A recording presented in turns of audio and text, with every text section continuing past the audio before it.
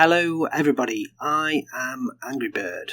So for this video we're going to be doing something a little bit different. What I want to do is some short videos concentrating on tips, improvements,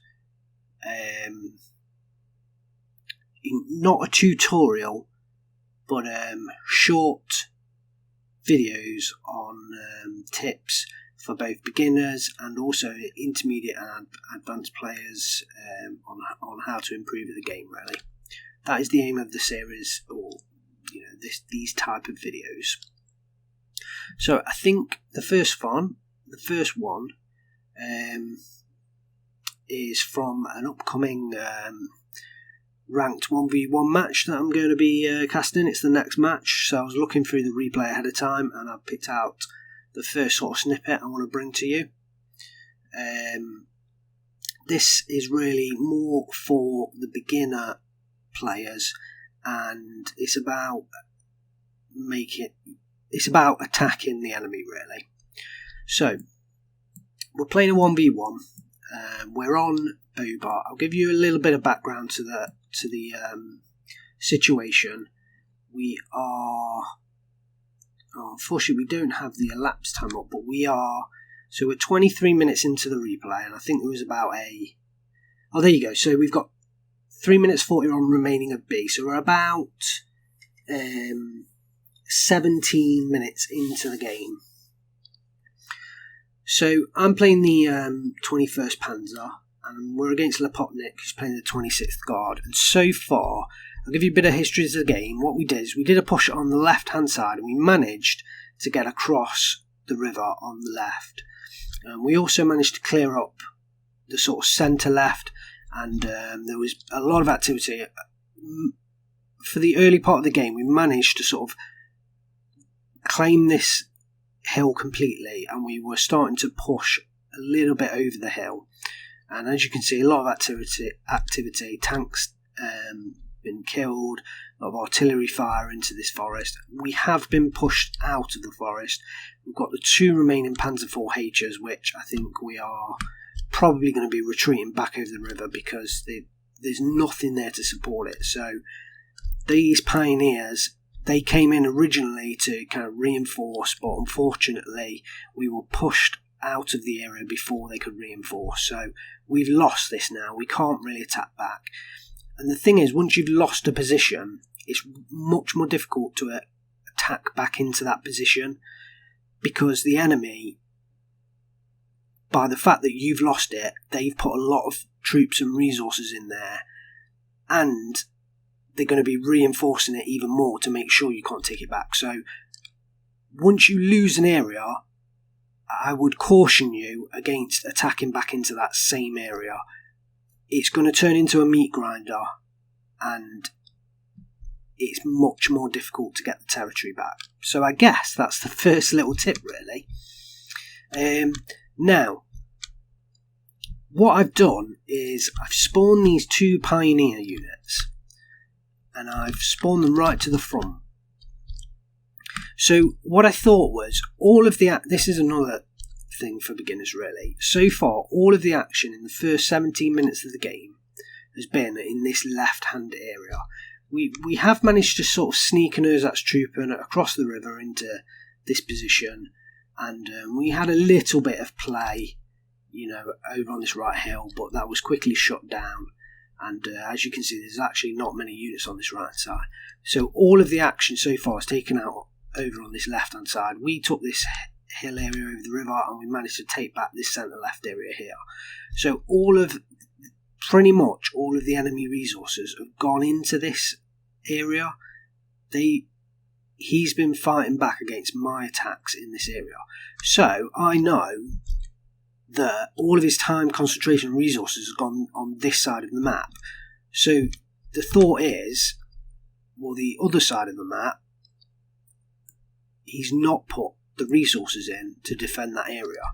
So this is why, after losing that area, we've spawned in these 2 pioneer units, and we're going to be attacking over this river area here. So what I wanted to do is start off by showing you when I've spawned the units, what I can see. So we've got the Panzer IV-H in position, and that's covering the river attack. So basically, that's covering this river approach, and also, if you look, it's actually covering this area here as well with the line of sight. So this Panzer IV-H has really been there to stop the enemy, attacking us. But it's actually going to come in really valuable.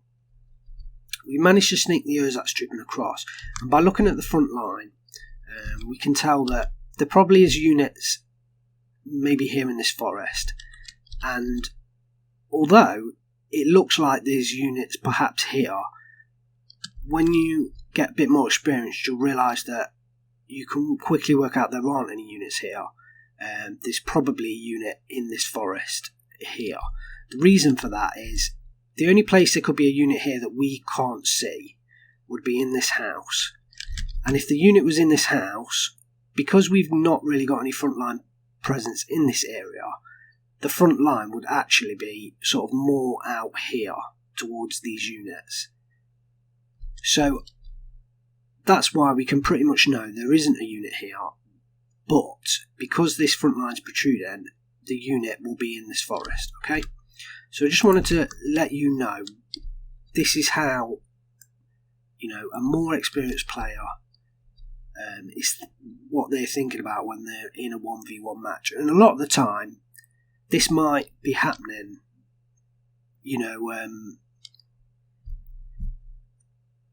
really quickly or kind of subconsciously for a really experienced 1v1 player. They'll probably be doing this without even realising. Whereas for a beginner player, they won't be reading the map as easily. So, this is another tip for you, read the map. So on this side, we can see we've got an Urzats troop in here in the forest, but we've captured all this territory here. So basically the enemy's got nothing in this area. He's got you can see that there's nothing there, but by the way that the front line is, there's probably no units. Even the probably closest unit might be over here, really, probably protecting this avenue attack, because if there was a unit here, the front line would be, over this position. So, reading the front line is another beginner tip, really. So I hadn't really thought about covering all these in one video. I was just going to cover this one attack, but, it all interlinks together. So this video will be probably a little bit slightly longer than I intended, but this is really the introduction. And can you see I've now spawned 4 more Pioneer units. So we're heavily going in for the attack now. So these two you can see from the orders, they were originally spawned here, but as they're coming into the battle, I've diverted their unit positions, and I'm now getting them to unload just over the edge. We're also moving this Panzer IV-H forward to cover the attack. Okay. So as we're moving these Pioneer units forward, they've revealed the Gvardia, but there's no need for me really to do anything here, because this Panzer IV-H is covering the attack. So this shouldn't worry me too much, and the fact that there's only 4 units in that squad is making me feel a lot better. So now the Pioneers have revealed the Gvardia in this building across the way, and as the units are taken, often a beginner will lose units because they won't respond correctly. So as this Pioneer unit is taking no damage, I'm letting it run, but as soon as that receives the tiniest bit of damage, I'll unload it, or until I think it's too close, perhaps in range of the anti-tank grenades or the Faustproton or Panzerschreck. So learning how to unload your units is successful as well. So that Panzer IV-H has taken out the Gvardia in the building, and it's now covering against the Gvardia across the bridge as well. We're spawning more Stern Pioneer units in now. Remember, we've got the Pioneer units, the 4 Pioneer units that we spawned in as well. That Panzer IV has managed to pin down the units, and because we're moving that Pioneer specifically, so we gave it a move order, So the reason we gave it a move order was so that it didn't stop and we could therefore surrender the unit. Because if we gave that an attack move order, this unit here, if we'd have given it an attack move order, it would have stopped here, and with that Guardia pinned down, it wouldn't have surrendered it, it would have just stopped and continued to shoot it. But because we gave it a move order, it moved towards the Guardia while shooting, and then we managed to pin the Guardia, and then this unit could surrender it. So that's why we gave it a move order. And we can see now from the territory that we've gained that actually we only launched an attack with 2 Pioneers, and we had a Panzer IV here to help support, but that was already in place. So we've actually launched an attack with 2 Pioneers, and we have successfully gained quite a bit of ground, and the flag that is pretty much on this crossroads here. We've got the 4 Pioneers that we spawned in earlier, they're still moving forwards, and then we've got the 2 Stern Pioneers and the Battery Führer that are also moving forwards. So these units are all coming in to reinforce this attack. And even if we'd have spawned these 4 Pioneer units in, right, and this attack wouldn't have been successful, these 4 Pioneer units, we could have quickly diverted them into different positions, perhaps along this river, or we could have diverted them left to try and attack over this bridge here. So if this attack would have failed, we'd still, we only attacked in with 2 Pioneers, so we'd have lost 2 Pioneers. We'd still have all the other units in place. So we're going to continue moving forwards. Luckily, we've got quite a bit of anti-air, and it is strong, so we are able to take down those fire units. We are suffering artillery attack over from the sort of top left corner, which has unloaded one of the Pioneers, but we'll continue to move that forward. It does destroy another Pioneer as well, but we've got more reinforcements coming in, so this Pioneer has now made it across the bridge, and we're pushing forward with the other Pioneers to try and open up the territory. So let's have a look at what the enemy has in place now. Okay, so we've just successfully gained a bridgehead. First of all, because we knew about the history of the game, so all of the action had been over on this left hand side. You can see the KV-85, the 2 KV-85s, and the infantry in the woods, 3 Guardia DP all in that area, the OB-25, and also because we've been pushing here, I think they've reinforced this position across the bridge. But this area was clearly lightly defended with only 2 Guardia units, so we were able to push across the river quite successfully there, and we're spawning in reinforcements. And this is one of the keys, is once you get across a bridgehead, you really need to get the reinforcements in as quickly as possible. We're taking the Panzer IV across now. It's probably going to struggle about this. It's probably going to struggle with this M42, but the correct move is to get that Panzer IV across. Also, the Pioneers that got unloaded back here, we're still using them. We're still sending them across on foot.